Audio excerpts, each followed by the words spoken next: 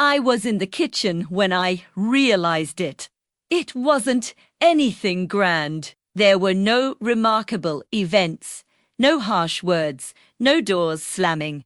It was just an ordinary Thursday afternoon, and I had just made coffee. The sound of the kettle cooling on the stove was the only noise in the house. I picked up the cup, sat at the kitchen table, that same chair as always, facing the window, and looked at the phone next to me. The screen was blank. It had been dark all morning. And then, suddenly, I realized I couldn't remember the last time it had lit up with a connection. Not with just any message, one of those automated bank messages or advertisements, but with someone on the other end, someone wanting to talk to me. It wasn't that I was expecting it, not consciously, at least. But there, in that afternoon silence, with the coffee cooling between my fingers and the light streaming through the window in a way that seemed to highlight every object. In the kitchen, I felt something I couldn't name. It was as if a thin, transparent layer had been peeled away from my routine, and without it, everything became a little clearer, a little more real, and, strangely, a little heavier.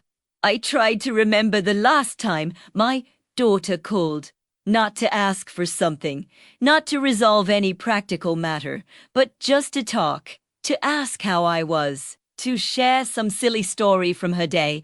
I couldn't remember.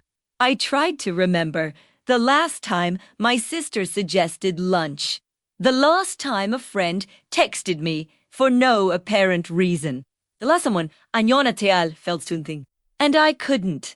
Before we begin, if this type of story resonates with you, subscribe to the channel and turn on notifications. That way, you'll always be notified whenever a new narrative like this is shared here.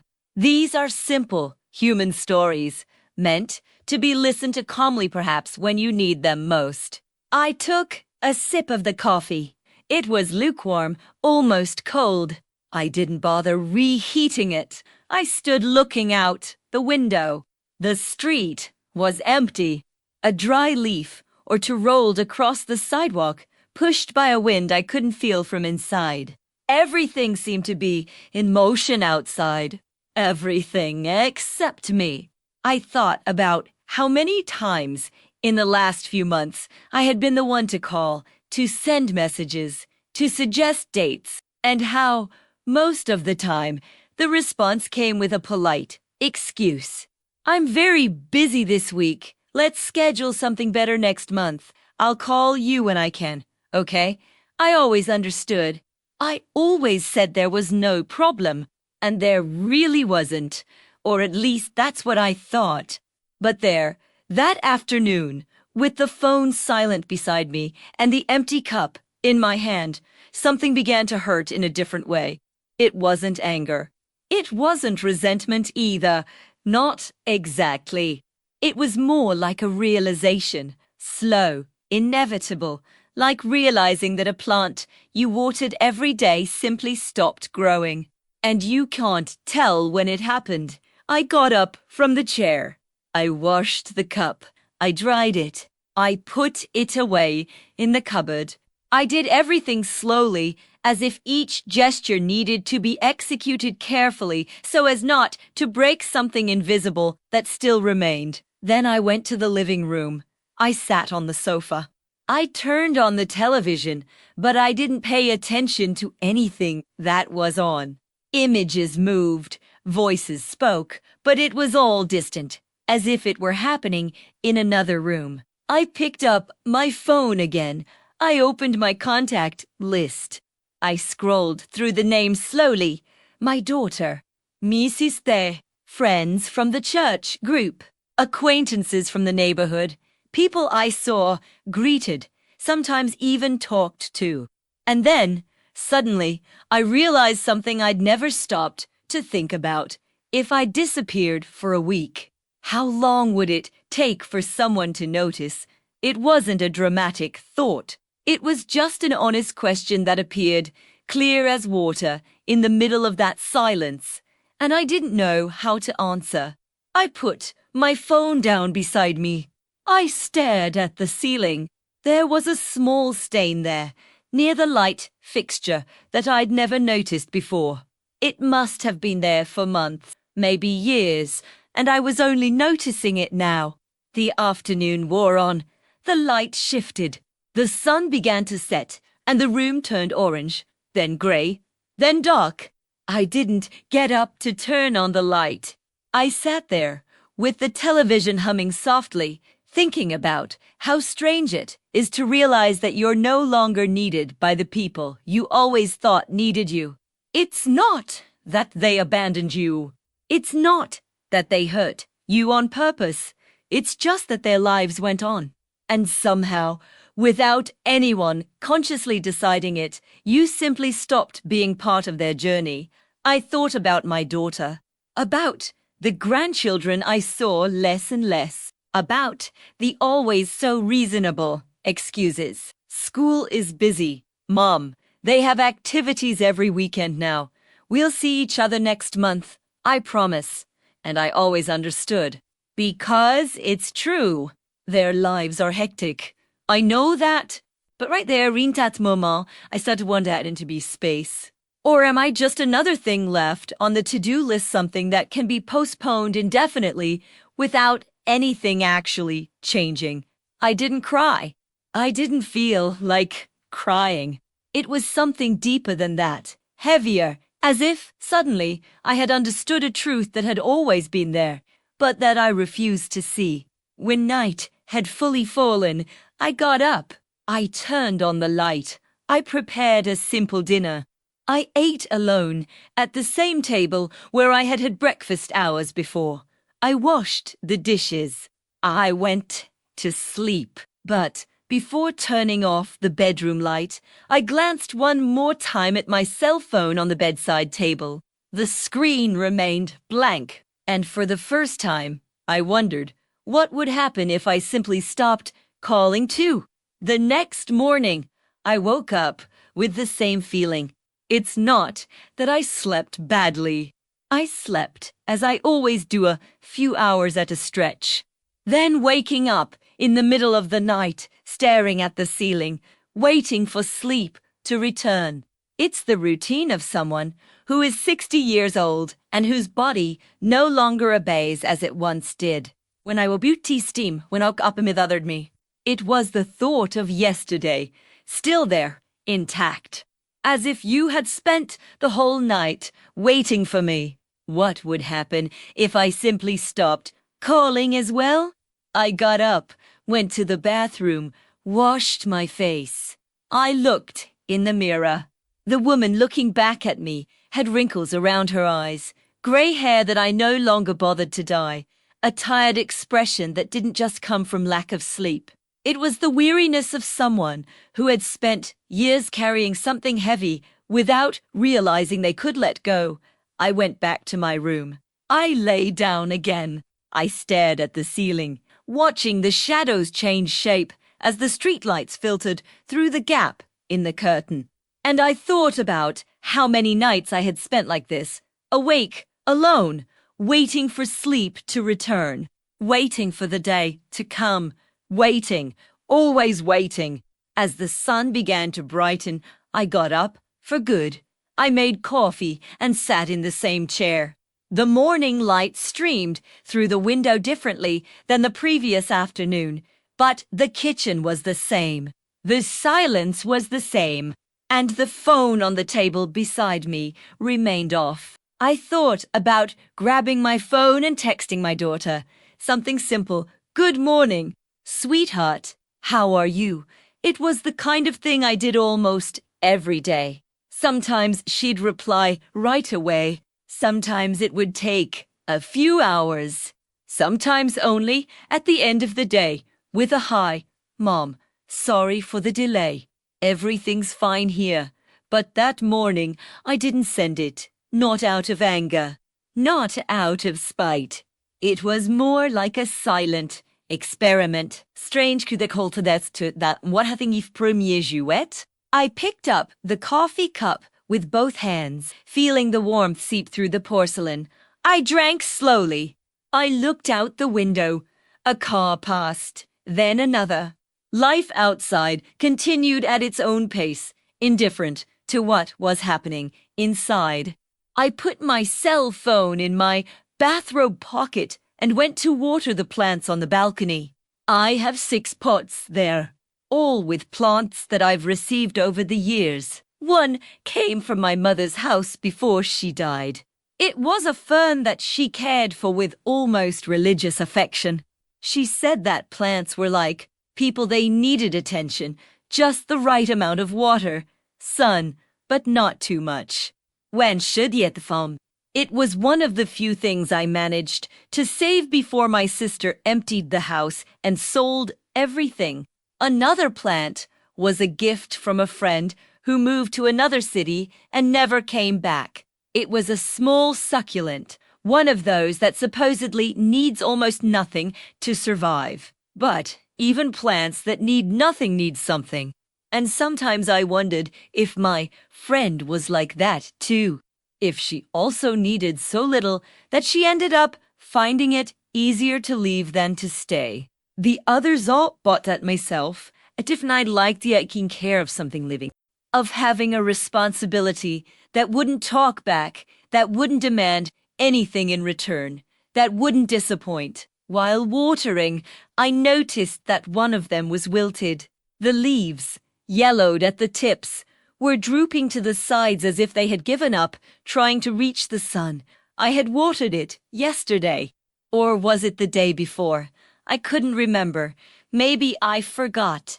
Or maybe it simply gave up for reasons I didn't understand. I touched the leaves carefully. They were dry, brittle, almost translucent against the morning light. I thought about pulling off the dead branches, but I left it for later. I watered them anyway. Not because I thought it would help, but because there were still green branches. There was still le vent ifiden. I finished watering the other plants. I stayed there on the balcony for a few more minutes, feeling the fresh morning air, listening to the birds, watching the sky clear completely. And I thought, when was the last time I stopped just to feel the air on my face? I couldn't remember. I went back inside. I sat on the sofa. I turned the TV back on, but I couldn't concentrate. The maybe just slapwire. Tens in news that then subrammed my mind was I was thinking about the last time someone called me without me calling first. I closed my eyes, trying to remember. Some occasion, some moment when the phone rang and, on the other end, there was someone who simply wanted to talk to me.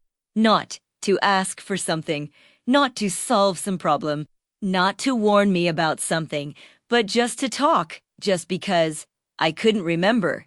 I opened my eyes. I picked up my cell phone from the coffee table and opened my conversations. Première scrolled up, reading ons, stares darted me. Hey, how's it going? How are you?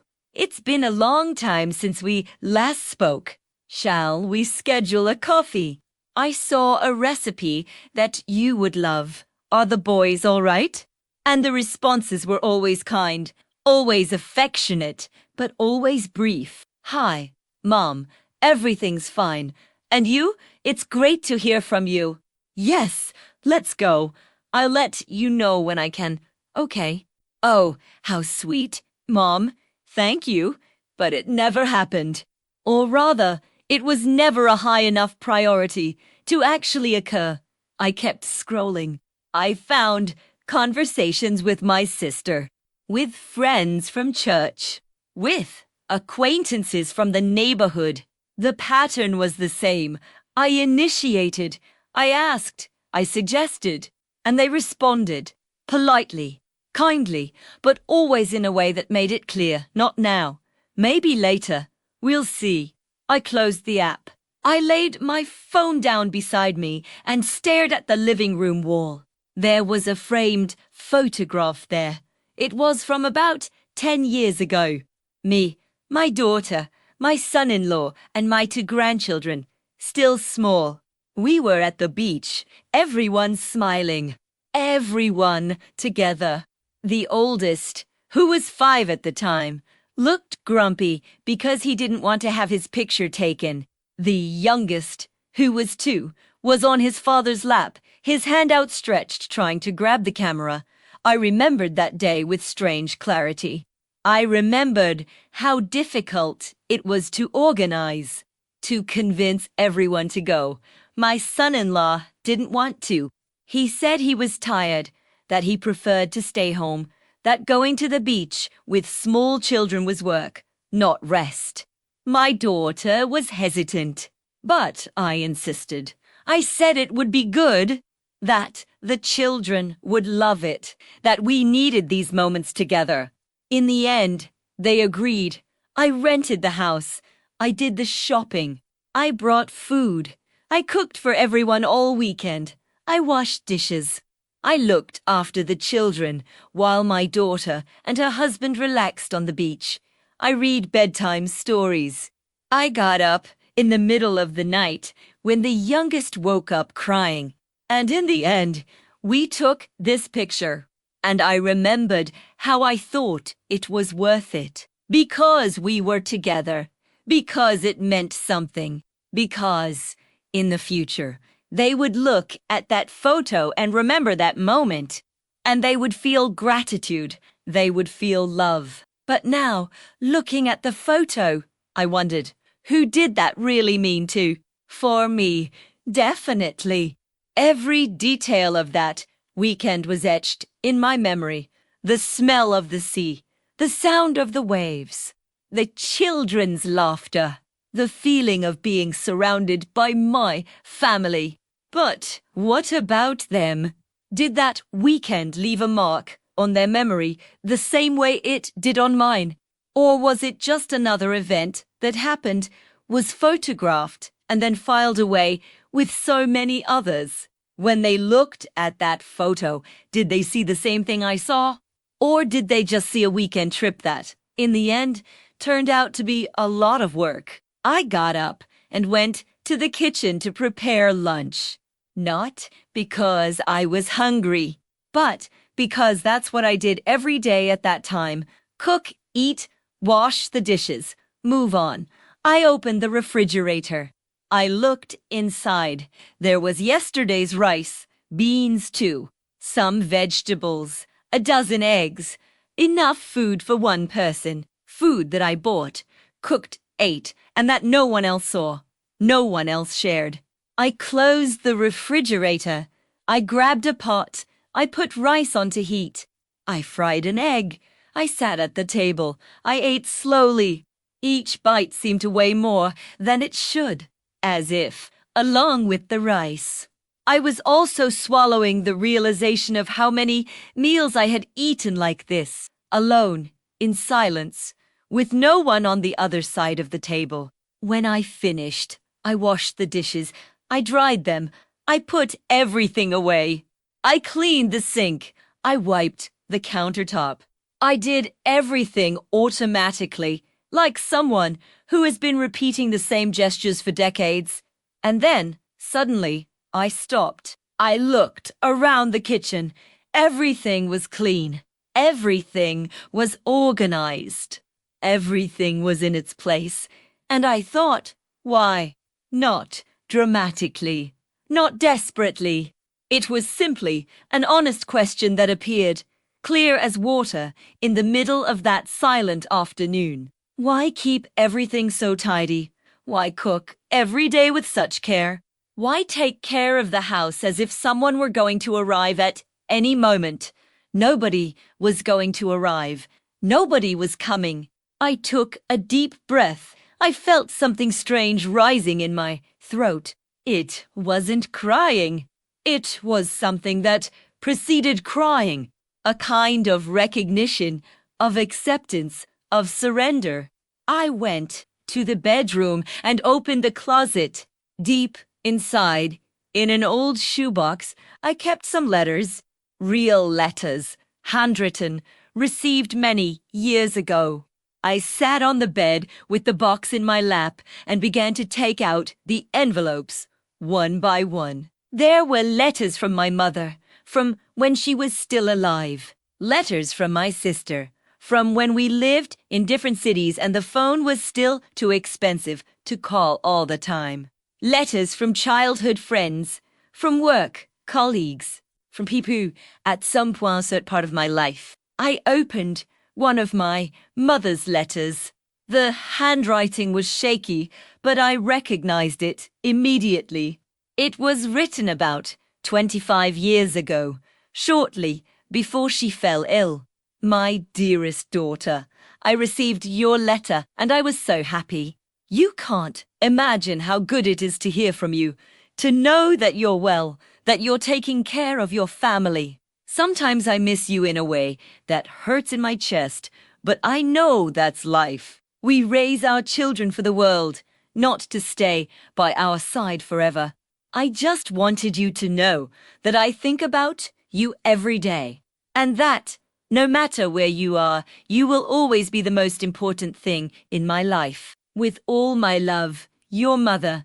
I read the letter twice, then 3 times.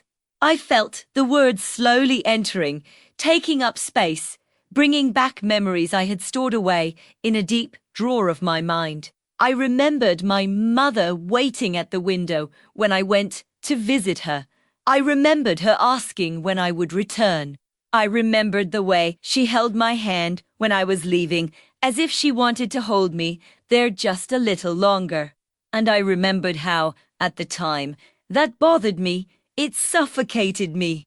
How I used to think, she needs to have her own life. She can't depend on me so much. And now, holding the letter in my hands, I realized something. She didn't depend on me. She just missed me. And there was a huge difference between the two things. A difference I was only beginning to understand now. Too late. I closed the letter slowly. I folded it again carefully, as if it were something sacred. I put it back in the envelope. I put it back in the box. And for the first time, I wondered if my daughter missed me the way I missed my mother, or if, for her, I was already just a distant figure, someone who is there, but who doesn't make that much of a difference in her daily life, someone who can wait. Someone who will always understand. The phone rang. It was so unexpected that it took me a few seconds to process. My heart raced. I picked up quickly, thinking it was my daughter, thinking that, somehow, she had sensed it, that she had noticed, that she was calling just to check on me. But it was just a recording, an internet plan offer. An automated voice, overly cheerful, offering me something I didn't need. I hung up before I finished. I laid my phone on the bed next to the mailbox and sat there, feeling something I couldn't quite explain. It wasn't sadness. It wasn't loneliness either. Not exactly. It was as if I was beginning to realize something about myself. Something that had always been there, but that I never wanted to see. I was always the one who called, the one who asked questions, the one who worried, the one who organized, the one who took care, and somehow, over the years, that became my role.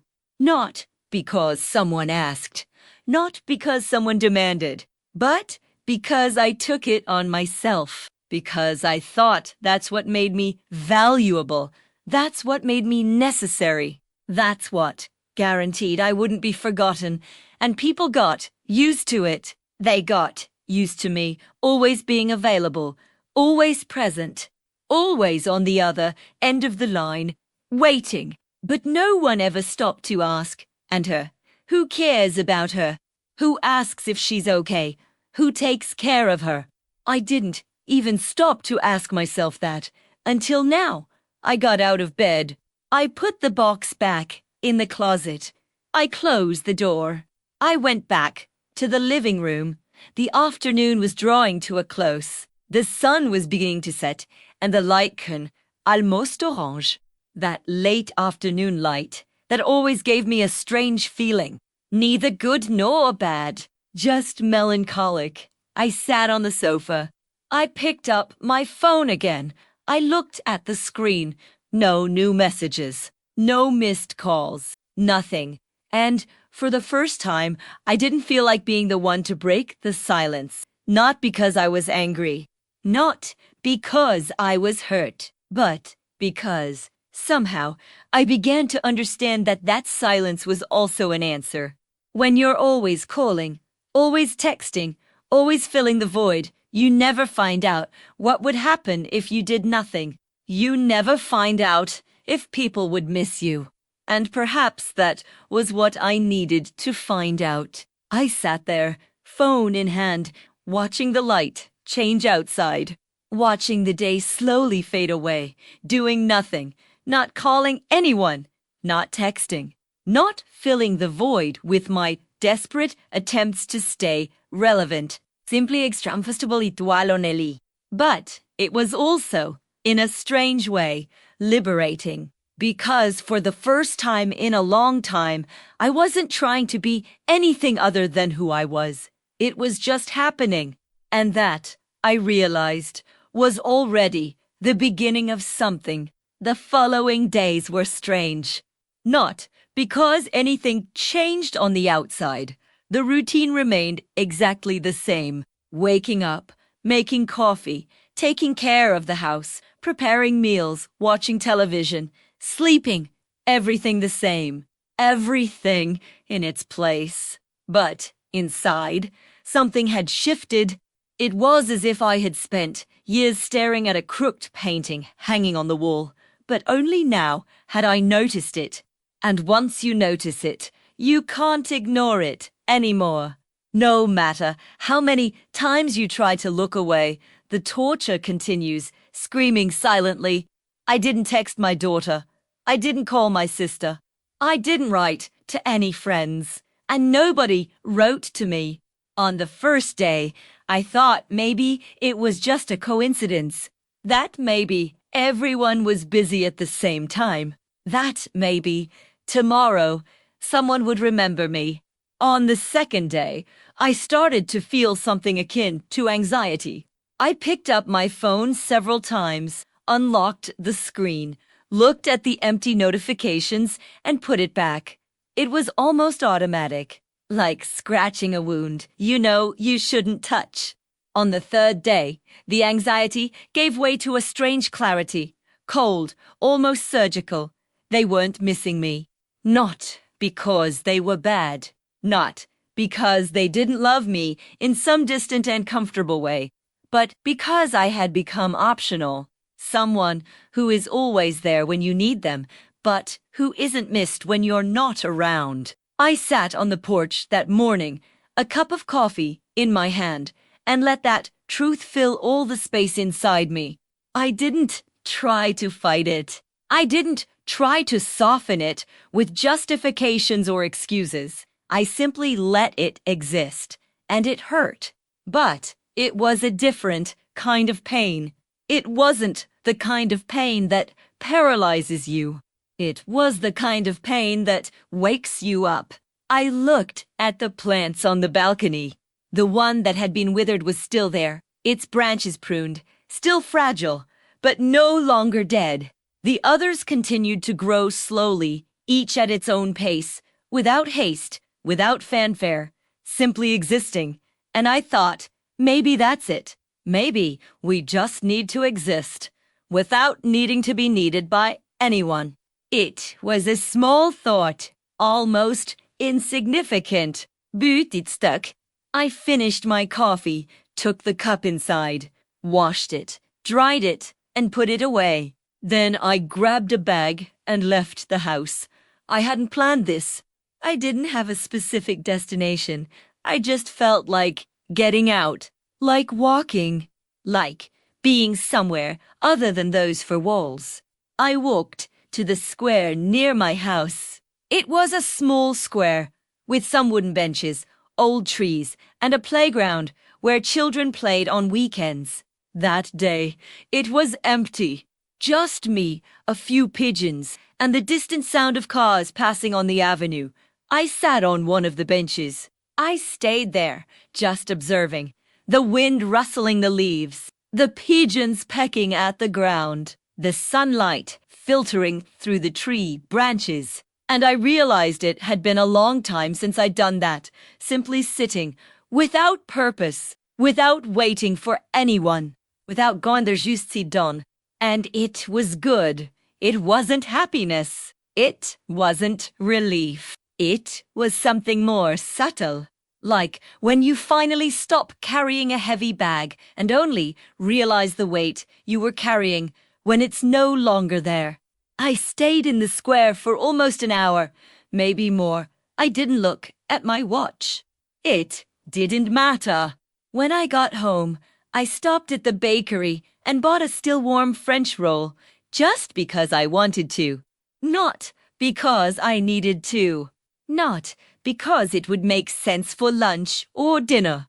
Just because the smell caught my attention and I thought, why not? At home, I ate the bread and butter, standing up in the kitchen, still holding the bag in my hand. And it was one of the most delicious things I'd eaten in a long time. Then I sat on the sofa and picked up a book that had been on the shelf for months. I had bought it on impulse one afternoon when I passed by a bookstore and saw the pretty cover in the window. But I had never started reading it. I always thought I had something more important to do. I opened to the first page. I read the first paragraph, then the second, and I continued. Before I knew it, I had already read 3 chapters, and the phone remained silent. But this time, I didn't care. In the days that followed, I began to notice things I had never noticed before. I noticed that the afternoon light entered the room in a specific way at 3 o'clock, creating a golden square on the floor near the sofa. And that if I sat there, with a book or simply a cuppa almost sacred, I realized there was a bird that sang every morning, always at the same time, always in the same tree in the neighbor's yard. And I had never paid attention to it before. I realized I enjoyed walking, not fast, not to get anywhere, just walking, feeling my body moving, feeling the wind on my face, seeing the streets, the houses, the people passing by. And I also realized that I had spent entire years living for others, not in a martyr-like, dramatic way, but in a silent, invisible way, as if my existence only made sense when I was connected to someone, when I was serving someone, when I was being useful. And now, without that, I was having to learn who I was when no one needed me. It was terrifying, but it was also liberating. One afternoon, while watering the plants, my cell phone rang. She was my daughter. I stared at the screen for a few seconds before answering. My heart raced, not with happiness, but with something akin to apprehension. Wait, hi, Mom. Hi, my daughter. Are you okay? It's been a while since you texted. I was worried. I was silent for a moment. Not because I didn't know what to say, but because he was choosing his words carefully. Everything's fine. Yes, I was just taking a break, a time. For what? I don't really know. I think it's about chasing after it. She laughed, a short, somewhat uncomfortable laugh. You're acting strange, Mom. Yes, maybe I am. We stayed on the phone for a few more minutes. She talked about work, about the boys, about the weekend she was planning. I listened. I replied when needed, but I didn't offer anything beyond that. I didn't ask when I was going to see them. I didn't suggest lunch. I didn't offer my help.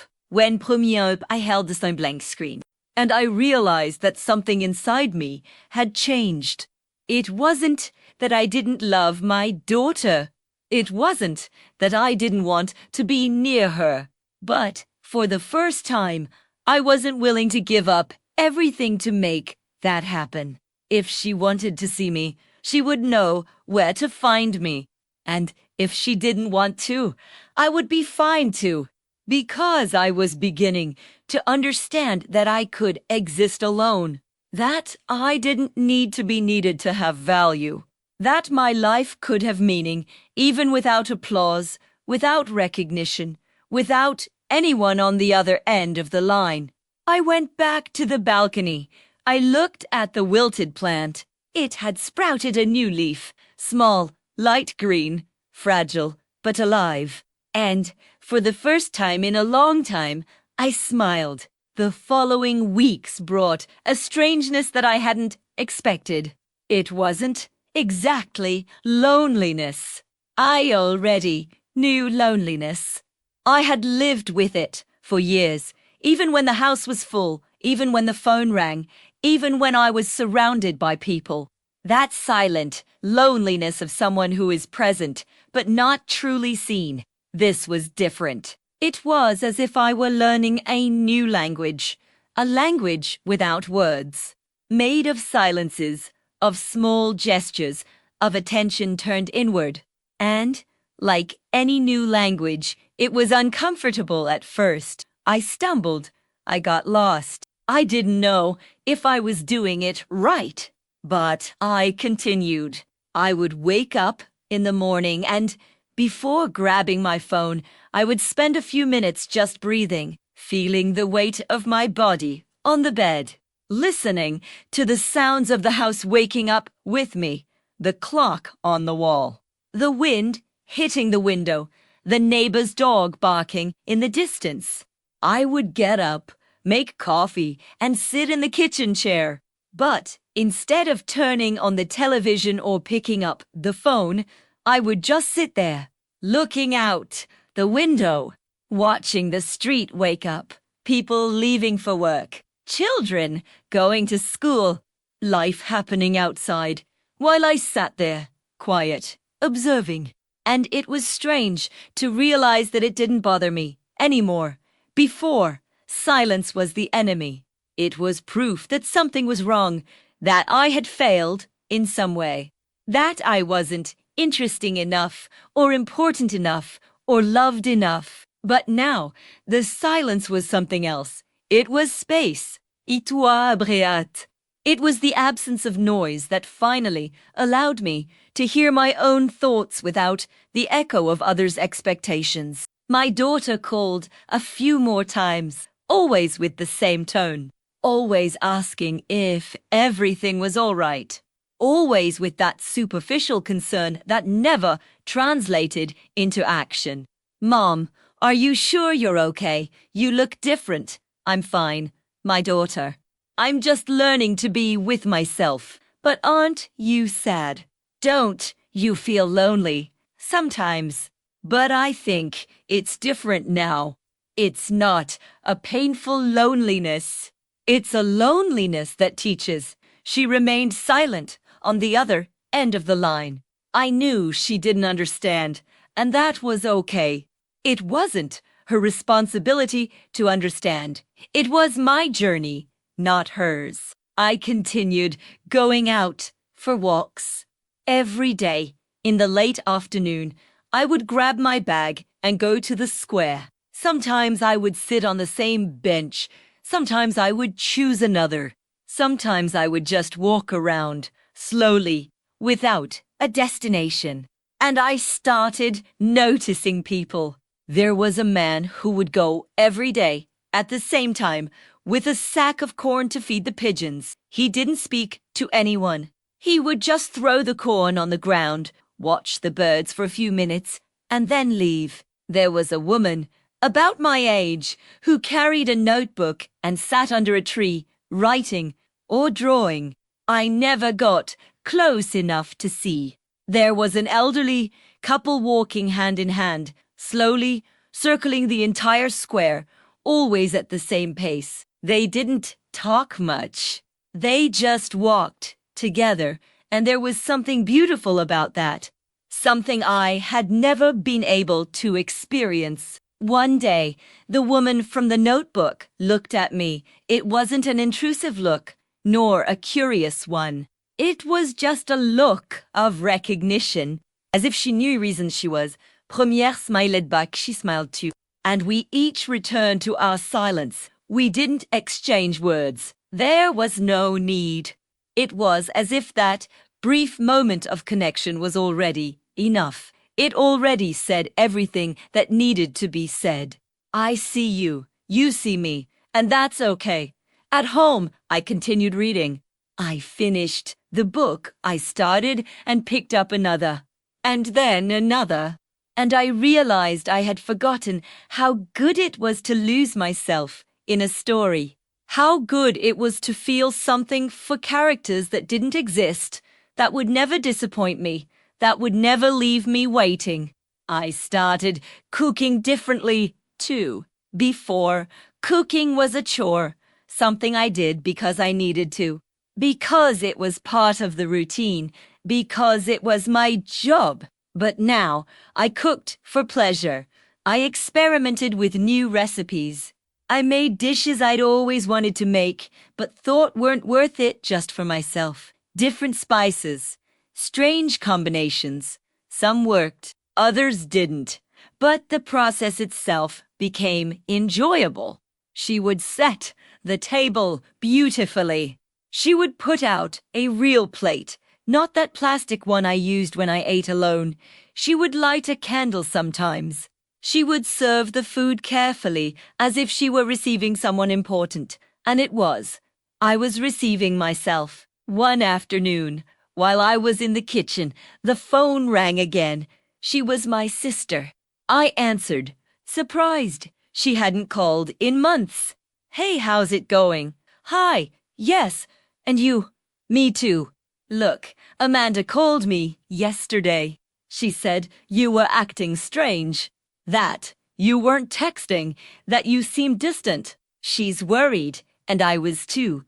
Amanda was my daughter, and she had called my sister, not to ask me directly, but to ask about me. I took a deep breath. I'm fine. I'm just doing things differently now. Different how? I can't really explain it. But I think I spent too much time waiting for people to remember me. And now I'm learning not to wait anymore. Silence on the other end. Are you angry with us? No, it's not anger. It's just tiredness, maybe, or acceptance. I don't know which one. Maybe both at the same time. But we've always loved you. You know that, right? I know. But love isn't enough when it only comes from afar. When it only comes when it's convenient. When it only comes when it costs nothing. She fell silent again. And I didn't fill the void. I let it remain there, between us, heavy and real. Look, I know we haven't been very present lately. Premier notat. Live j'ai buzy and we enters off. Really, I'm not pressuring. I'm just telling you that I'm not going to wait anymore. If you want to be in my life, you know where to find me. But if you don't want to, or if it's not possible, that's okay too. I'll be fine either way. I hung up shortly after. The conversation was brief, polite, but honest, and when I hung up, I felt no guilt. I felt no regret. I felt only clarity. Because for the first time, I had said out loud what I felt, without softening my words, without apologizing, without trying to make others feel better at the expense of what I needed to say. And it was liberating. I sat on the porch, a cup of tea in my hands, and looked at the plants. The one that had been wilted now had 3 new leaves, small but firm. And the others continued to grow, each in its own time. I picked up the scissors and started pruning a little, removing the dry leaves, making room for new growth. And while I was doing that, I thought about how it was a perfect metaphor. Sometimes we need to cut away what's dead so that the new can have space. And that hurts, but it's necessary. The days continued to pass, and little by little, I realized that something inside me was changing in a more profound way. It wasn't just that I was more comfortable being alone. It was that I was starting to like myself being alone. I started noticing things about myself that I had never paid attention to before. The way I held my coffee cup, the sound of my own breathing, the way I laughed when I read something funny, even when there was no one around to share it with. I started treating myself with kindness, not in the performative way you see in self-care ads, but in a quiet, genuine way. Cooking something I enjoyed, resting when I was tired, saying no when I didn't want to do something, saying yes when I wanted to. And little by little, life began to respond, not magically, not obviously, but in small, subtle ways that I began to notice. The woman with the notebook in the square started waving at me whenever she saw me, and I waved back. One afternoon, the pigeon owner looked at me and smiled, a small but sincere smile. A neighbor I barely knew stopped in the street and asked if I was okay. Not because someone had asked her to, but because she genuinely wanted to know. And my daughter, a week after my sister's call, showed up at my door without warning, for no clear reason. He just showed up. "Hi, Mom. Hey, may I come in?" Of course. She went inside. She sat on the sofa. She remained silent for a while. "I'm very sorry." I looked at her, surprised. For what reason? Because I didn't realize it. Because I always let you be the one who calls, the one who asks, the one who cares. I thought that's how things were. That you were okay. That you didn't need anything more than that. I thought so too, for a long time. And now I know I need more. But I also know that if I don't have it, I'll be okay. Because I've learned to be with myself. And that changed everything. She kept looking at me. And for the first time, I felt that there no inarol. But as a person, we talked for over an hour. Not about anything important, just talking. And it was good. When she left, she hugged Tritsy Bibengrunga. "Mom, I promise. You don't need to promise. You just need to try." And she left. I closed the door. I went back out onto the balcony. I looked at the plants. And for the first time in months, I felt something resembling hope. I had no hope that everything would change. I had no hope that people would suddenly start looking for me. But I had hope that I was on the right path, that I was finding myself, that even without an audience, even without recognition, even without anyone applauding, I was building a life worth living, and that, I realized, was more than enough. The months that followed were a slow discovery. It wasn't a sudden transformation. It wasn't a revelation that happened overnight and changed everything. It was more like a gradual blossoming, like that plant on the balcony that, leaf by leaf, slowly came back to life without haste, without fanfare. I continued my walks. I continued reading. I continued cooking for myself as if I were receiving someone important. And, little by little, this routine stopped being just an attempt to fill the void and simply became my life. My daughter started showing up more often. Not every week, not predictably, but she did show up. Sometimes she brought the boys. Sometimes she came alone. And when she came, she stayed. Not just a quick half-hour between appointments. She really stayed. She talked. She asked questions. Shirley's Ned. And I realized that something had changed in her too. Or maybe it wasn't in her. Maybe it was in the way she saw me, because I wasn't waiting anymore. I wasn't évincilante. I wasn't emitting that desperate energy of someone who needs to be noticed, who needs to be remembered. I was just being myself. And, in some strange and unexpected way, this caused people to come together in a different way. My sister called a few times.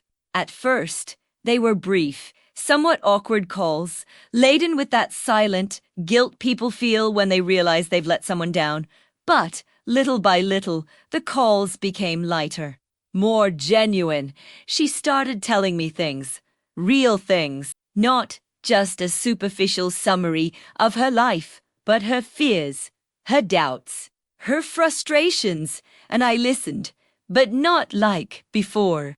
Not like someone trying to be helpful, trying to solve problems, trying to prove their worth. I listened like someone who has the inner space to receive the other without getting lost in the process. One afternoon, she told me something that stayed with me. Do you know what has changed in you? What? You stopped trying to be needed. And somehow, that made you more present. I kept thinking about it for days. Because it was true. That was exactly it. When I tried to be needed, I diluted myself. I spread myself thin. She was always available, always ready, always there. But not in her entirety. It was as if I were a ghostly presence. I was there physically, but not emotionally.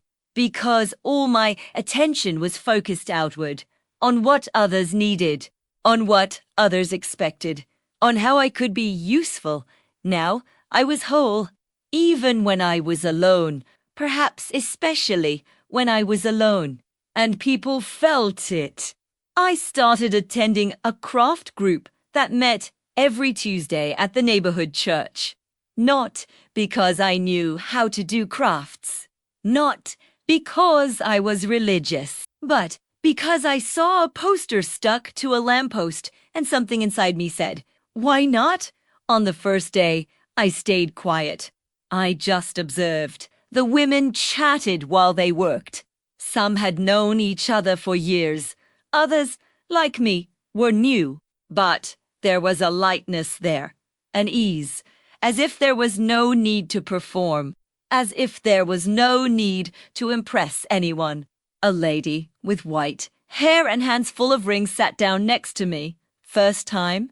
Try. That was mine once too. It's been 3 years now. And do you like it? I like it, but not because of the crafts. I've never been good at that. She laughed. I like it because it's a place where I can just be myself. No title, no role. Without having to be a mother or a grandmother or anything like that. Just me. I understand perfectly. I went back every Tuesday. And little by little, I started talking. Not much. Not about deep things. But enough to feel like I was part of something. That I was building something new. Not to replace what I had lost, but to complement what I was becoming. My daughter brought the boys over one Saturday afternoon. She didn't let us know beforehand. She just showed up. "Mom, we were thinking of spending the afternoon here. Is that okay?" Of course. The boys ran out onto the balcony. They stood looking at the plants. The youngest of them, who was 6 years old, asked if he could water them. "Et quand?" He picked up the watering can, filled it with water, and began watering each pot with almost reverent care, as if it were the most important task in the world. Meisterer a vinkofi. "He's been stressed at school," she said suddenly. "He's been having trouble concentrating. The teacher said he seems distracted, worried about things that aren't childish. And what do you think? I think it's my fault. And my father's. We're so busy, so tired, so absent. And the children feel it. Even when we don't say anything, I looked at her. I saw tiredness. I saw guilt. I saw fear. I saw all the things I myself had felt so many times. "You're doing the best you can," I said. "And sometimes the best doesn't seem enough, but it's what you have, and it's what he needs. Not perfection, just presence." She looked at me, and her eyes filled with tears. "When did you become so wise?" I laughed. A short, sincere laugh. I don't know if it's wisdom. I think it's just tiredness of pretending I know everything, of pretending I have all the answers. I don't. I never have. But now, at least, I can admit that. We stood there in silence, watching the boy water the plants, watching him concentrate on that simple task as if it were the most important thing in the world. And in a way, it was. Because à tes moments about school. He wasn't worried about anything other than that plant, that water, that gesture of care. And I realized that this was what I had learned. Living in the moment, being present, finding meaning in the little things. Not because the big things didn't matter, but because the little things were all we really had. The weeks continued to pass, and life, little by little, began to take on a different texture. It wasn't that everything was perfect. It wasn't that I didn't feel lonely sometimes. It wasn't that I didn't have moments of doubt, sadness, and fear. But now, when those moments came, I didn't fight them. I didn't try to sweep them under the rug. I let them exist. I let them pass through me, and then I let them go. Because I've learned that emotions are like waves. They come, they go, and we don't need to drown in them. We just need to learn how to float. I met the woman from the notebook in the square one afternoon. She was sitting on her usual bench, writing. I approached for the first time. "May I sit down?" She looked up and smiled. "Of course." I sat down. We were silent for a few minutes. She continued writing. I continued looking at the trees. "Do you write every day?" I finally asked. "Almost. It's a way of processing things, you know? Of letting out what's trapped inside." "I understand. Do you write?" "No, but maybe I should." She tore a sheet of paper from her notebook and handed it to me along with a pen. "Experiment. It doesn't have to be beautiful. It doesn't have to make sense. Just write to paper. Première look at dated blank full of abilities." And I started writing. I don't know how long I stayed there. I don't know exactly what I wrote, but when I finished, I felt lighter. It was as if he had taken something heavy out of his chest and put it on paper. The woman smiled. "It's good, isn't it?" And we didn't exchange names. We didn't exchange numbers. But from that day on, every time we met in the square, we sat together. Sometimes we talked. Sometimes we just sat there, each in our own silence, but together. And that was enough. One day, weeks later, I woke up with a different feeling. It wasn't happiness. It wasn't excitement. It was something more subtle. More profundisful.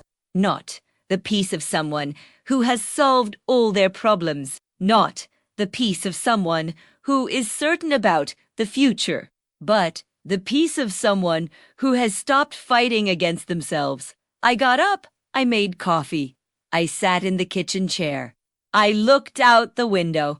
The street was waking up. People were leaving for work. Children were going to school. Life was happening. And there I was, alive, present, whole. I picked up my cell phone. I opened the contact list. I looked at the names. And for the first time in months, I felt the urge to call my daughter. Not because I needed to. Not because I was expecting something. But because I wanted to. I simply wanted to hear her voice, to ask how she was, to tell her about my day. I called. She answered on the second ring. Hi, Mom. Hi, my daughter. I just wound we tell kid. For it's no rush, no expectations, just talking. When première file saw the phone the blank screen and realized something. The change hadn't happened outside. It hadn't happened in the people. It hadn't happened in the circumstances. The change had happened within me. When I stopped expecting people to give me what I needed, when I stopped trying to be needed, when I stopped living in the constant expectation of being remembered, of being sought after, of being loved in a specific way, that's when everything started to change. Not because people have changed, but because I have changed. And when I changed, the way life responded also changed. My daughter didn't start contacting me more because she felt guilty. She started contacting me more because somehow I became someone she wanted to be with. Not out bud be choise I pressured her. She called because she felt she had space. Space to be herself. Space to not have to pretend. Space that only exists when we stop demanding that others be what we need them to be. And the people in the square, in the craft group, on the street there by chance, they appeared because I was finally available to receive them. Not physically, but emotionally. Because I had inner space. Because I was no longer so full of expectations, of hurt feelings, of silent resentments, that there was no room left for anything else. I got up. I went out onto the balcony. I looked at the plants. They were all alive. They were all growing, each at their own pace, each in their own time. And I thought, that's how it works. Life responds to what we put out, not immediately, not in an obvious way, but it responds. When I lived waiting, life gave me back waiting. When I lived in lack, life gave me back more lack. When I lived in a desperate need to be seen, to be remembered, to be loved, life returned invisibility to me. But I served myself, do love misel even on difficult loneliness. Even when no one was watching, that's when life began to give me back my presence. Not in the way I imagined. Not in that way more truthful. More sustainable. Because I no longer depended on others. I depended on myself. And that, I realized, was the greatest gift I could have given myself. I went back inside. I sat on the sofa. I picked up the book I was reading. But before opening it, I spent a few minutes just feeling it. Feeling the weight of my body on the sofa. Feeling my breath going in and out. Feeling life happening inside me, even without an audience. Even without recognition, even without anyone knowing. And everything was fine, more than good. I was right. Because for the first time, I wasn't trying to be anything other than who I was. I wasn't trying to prove anything to anyone. I wasn't trying to gain love, attention, or validation.